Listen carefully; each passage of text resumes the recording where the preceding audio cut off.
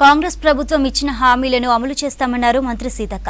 మారుమూల గ్రామాల అభివృద్ధికి కృషి చేస్తానన్నారు. కేంద్రంలోనూ కాంగ్రెస్ అధికారంలోకి వస్తుందన్నారు. మంత్రిగా ప్రమాణ స్వీకారం తర్వాత ములుగు నియోజకవర్గానికి వచ్చారు మంత్రి సీతక్క.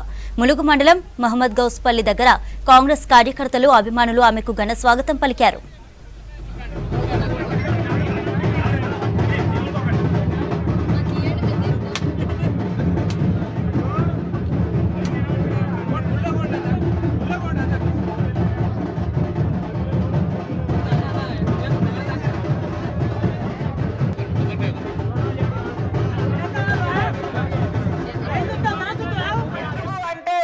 ములుగు నియోజకవర్గానికి నేను ఆడబిడ్డను. ఎమ్మెల్యేనైనా మంత్రినైనా ఎప్పుడు కూడా ఈ ప్రాంత బిడ్డగా ప్రతి కుటుంబ సభ్యురాలుగానే ఈ యొక్క నియోజకవర్గానికి రాజకీయాలంటేనే సేవ అనేటువంటి ఉద్దేశంతో ఇవాళ రాజకీయాలకు అతీతంగా సేవా దృక్పథంతో పనిచేస్తూ వచ్చిన మంత్రి అయి కూడా ఈ రోజు ఈ నియోజకవర్గానికి ఆడబిడ్డగా అందరి యొక్క ఆత్మీయ కుటుంబ సభ్యురాలుగానే ఉంటానని మరొకసారి మీకు అందరికీ మాట ఇస్తున్నాను.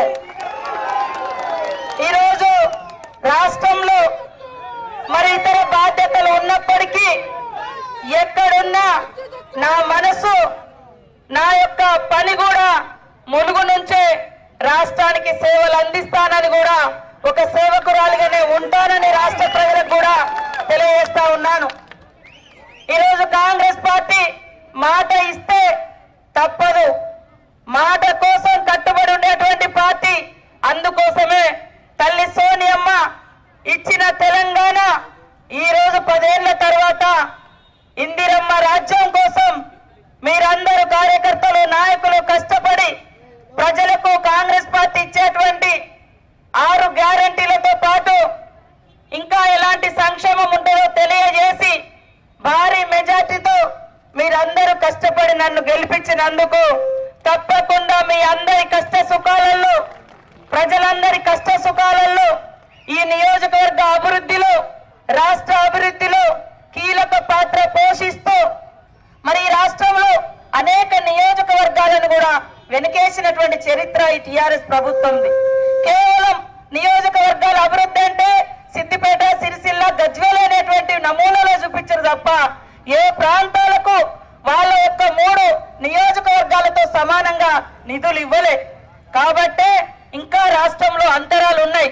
రోడ్డు లేని గ్రామాలు ఒక దిక్కున్నాయి, తాగునీటి లేనటువంటి పరిస్థితి ఒక దిక్కుంది, మరి కరెంటు లేనటువంటి గ్రామాలు అనేకం ఉన్నాయి. కానీ వాళ్ళు మాత్రం కొన్నిటిని మాత్రమే చూపించి మేము ఈ రాష్ట్రం అంతా ఇచ్చేసినాం అని చెప్తున్నారు. ఒక్కసారి ఆదిలాబాద్ నుంచి అచ్చంపేట వరకు ఈ గోదావరి పరివాహకంతో పాటు ఇంకా మరి దక్షిణ తెలంగాణలో ఉన్నటువంటి అనేక ప్రాంతాలను చూస్తే వాళ్ళకు తెలుస్తుంది ఇంకా అభివృద్ధి చెందినటువంటి గ్రామాలు ఎన్నున్నాయో, నియోజకవర్గాలు ఎన్నున్నాయో. కాబట్టి ఖచ్చితంగా రాబోయేది మన యొక్క కేంద్రంలో కూడా కాంగ్రెస్ ప్రభుత్వం రాబోతుంది. అదే విధంగా రాష్ట్రంలో కూడా మరి ఒక విజన్ ఉన్న నాయకుడిగా రేవంత్ రెడ్డి గారి ఆధ్వర్యంలో రాష్ట్రాన్ని, రాష్ట్ర ప్రజలకు ఇచ్చినటువంటి